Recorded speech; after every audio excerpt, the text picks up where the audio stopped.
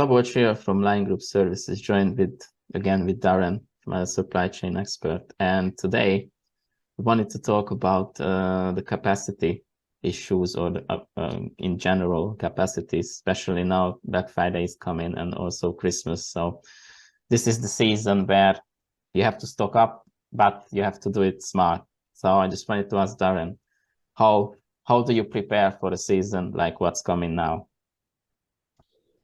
So, well, the thing about the capacity management is you've got to do that a long way out. The capacity planning needs to be something that's already, it's absolutely ingrained in your DNA of any supply chain, that they know that they've got to understand the peaks and seasonality of their business. And that'll be different for each business because of how much seasonality there and how much is focused around the Christmas period.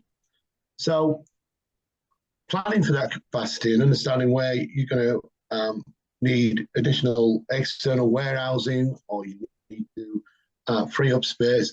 There's a number of different ways that can be tackled, but it all eventually just comes down to the basics of numbers. What is the forecast of how much storage, of how much inventory we need to store? What does that storage look like? Because if we've got goods, products that we have that we store that are different sizes and shapes and don't just fit into nice pallet racking, we've got to factor that in. And I think that, when we talked about inventory, as we have done previously, we talk about understanding how much we need to keep in any one time and how we have to keep the turnover of stock and keep capacity free, making sure that we get all that bit right. But once we get to the point where we think we've got all that, we understand it, we know what we need to keep, and we know what we need to go into our seasonal peak with, and what coverage we need and what buffer stock coverage, and we've got our we're working to those numbers. The other bit that we kind of sometimes forget is that what capacity within our own estate can we increase or decrease? So is there stock that we can move off site and you put it into deep store because it's a slow moving stock and it's certainly not going to be used in this season? Now, there's obvious questions around stuff that might be a kind of breakout that we could use. But then there's the kind of structures as well. We could look at the infrastructure of our buildings and look at where can we save space within what we've already got. So is our racking, for example, is it configured correctly? Does it give us the optimized amount of locations for the space?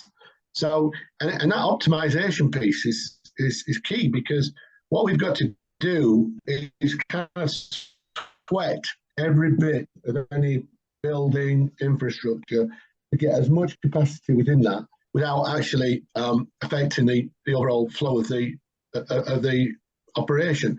So space may be available that we're just not looking at because we've done things the way we've done things for a number of years, and that our racking and the way that we flow the building, the way we lay out the building has been thus for any number of years that we've not really challenged and sort of gone back and thought, well, actually, we've got that space. And then there's all the declutter. It's the fact that we've got areas of capacity that are utilised, but with the wrong product, which is, again, back to the inventory rinse through of stock and understanding what are the fast moving and what we can get away with. But putting all that together and doing that review, a decent sort of mature, sophisticated business will have within its model the capacity planning a long way out, but they will also have what we call layout reviews, of which they understand that the warehouse needs to be laid out in a specific way to maximise picking and the efficient flow of goods. So, but that's usually worked around pick walks, what we call pick walks, the quickest way to get around a warehouse, pick the right product and get it onto onto the back of a vehicle or into a staging lane.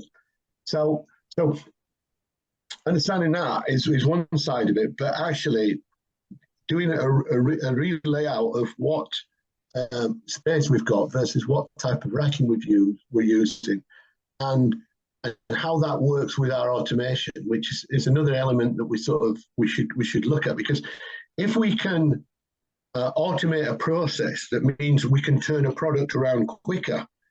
So that turnaround of product is key, because if you imagine, the easiest way of understanding it is that warehouses are throughput buildings.